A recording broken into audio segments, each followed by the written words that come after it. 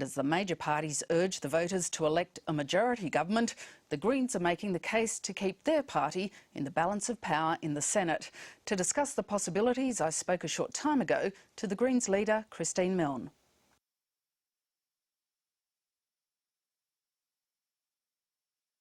Milne, welcome to Capitol Hill. Thank you, Lyndall. If I can ask you first, both of the major party leaders, Kevin Rudd and Tony Abbott, have appealed to the voters to deliver them majority government in the lower house. Is that just what is expected for them and a sign of some of the difficulties there have been with minority government in the lower house for the last 3 years? I'm not in the least bit surprised that they're out with that pitch and trying to bully voters into saying vote for one of the old parties. Both the Liberal and Labor parties prefer a two-party system. They prefer a system where they can do backroom deals and the Parliament is a rubber stamp, and so that's the way they behave. It's very much like, schoolyard bullying, saying, we're going to tell on you if you play with the others. But you talk about backroom deals, but isn't the reality of a minority Parliament, both in the House of Representatives and, as we've had for longer, in the Senate, that deals are still done to get legislation through? There is toing and froing from the people who vote, and legislation goes through, change from what was intended. They are still deals, whether they're in the front room or the back room. But they're negotiated and the legislation then goes through and people get to see what has happened, unlike when you have majority governments and you have the sorts of things we've seen in New South Wales with ICAC coming out when there are deals done in back rooms on all sorts of things like mining leases and the like. So when you have got no one party having all the power, you have shared power, and the agreement with Julia Gillard was transparent, it was on the internet, everybody knew what had been agreed. And that's not the case with Tony Abbott and Warren Truss. I think it's almost laughable that Tony Abbott says majority or nothing when the Liberals haven't governed as a majority forever. They have to rely on a minor party. But it's a reality too that although you struck a deal with Julia Gillard, the government didn't honour everything in that deal, did it? No, it didn't, and one of the things we're most disappointed about is the Debates Commission. I think that would have made for a better election this time around if other parties had been involved in the debates, but the Prime Minister wasn't really interested in extending the debates beyond the two old parties, and clearly neither are Kevin Rudd or Tony Abbott. Now, if we look at the Senate, isn't the fact that the Senate for most of the last few decades has been in minority mean that whatever happens in the House of Representatives, legislation still has to go through the Senate and still has to be negotiated? So isn't that the brake on government that you say wouldn't be there if the government's in a majority in the House? Well, it's absolutely the brake on government when it comes to legislation, and that's why we're saying that if you want to protect the price on pollution, if you want to protect the Clean Energy Finance Corporation and billions going into renewable energy, you need to vote for the Greens. So people could put a majority government in the House of Representatives and still vote for a Senate where the government's in minority? And that happens many, many times. People decide they want someone to be the government and then they decide that they will give the Greens a strong voice in the Senate. But the difference is for many decisions of government aren't actually legislative. There's a lot that goes through in terms of allocations that aren't actually legislated. But certainly it's why we need to have a strong Greens presence in the Senate to stand up on things like compassion towards refugees, standing up against the university cuts, because we will stand against the excesses of an Abbott government or the backflipping of a Rudd government.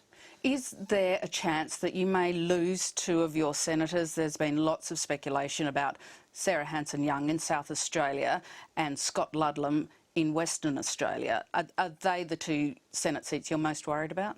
Well, I'm confident we're going to hold all of our Senate seats and win Melbourne as well, and probably pick up Janet Rice in Victoria. But it's certainly true to say that it is going to be a fight in Western Australia and South Australia for those last Senate seats, and it is going to be a choice between the Conservatives and the Greens. So we're going to fight it out with the coalition, and that's why I'm urging people, if they want the Greens to have a strong voice and stop Tony Abbott getting control of both houses of Parliament, they need to re-elect Scott Ludlam in Western Australia and Sarah Hanson-Young in South Australia. And is that your assessment, that the coalition is more likely to win the election than Labor is? Very hard to say at this stage, Lyndall. It's certainly more competitive than it was, but nevertheless you have to see that it's a pretty hard struggle around the country to pick up the number of seats that Labor needs to do. And what Labor is doing is basically copying Tony Abbott's policies on cruelty to asylum seekers, on extracting as much coal and coal seam gas as they possibly can as fast as they can. So on attacks on the environment, attacks on people, they're as bad as each other. On those policy issues then, doesn't that mean that they're probably, even if the government's in a minority in both houses, there's probably little the Greens can do to change that if the Labor Party and the Liberal Party agree and vote together?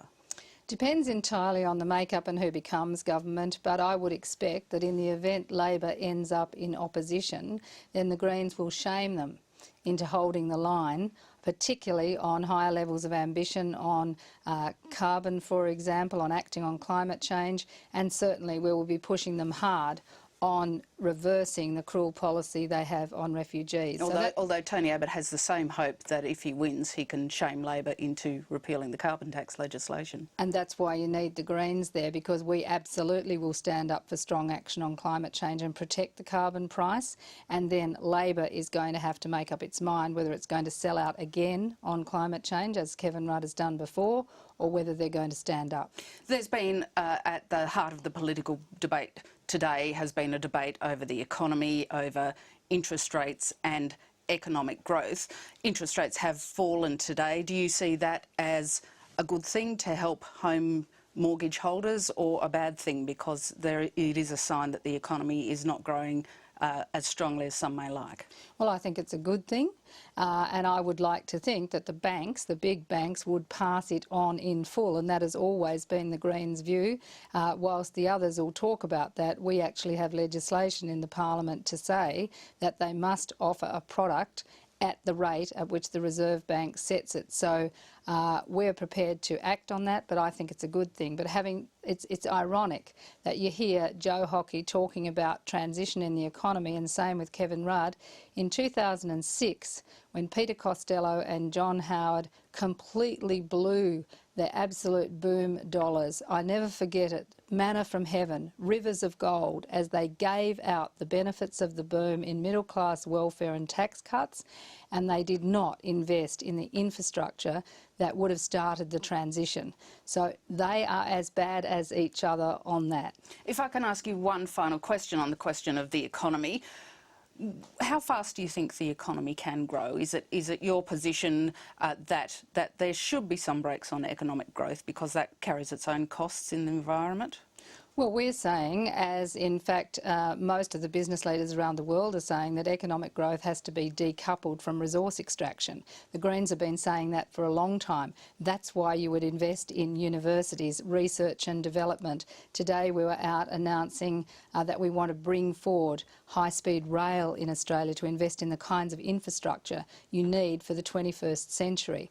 We are all about renewable energy. There are so many opportunities if you go with the green economy, and that's where the Greens are saying the future is. Christine Milne, thank you very much for your time. Thank you, Lyndall.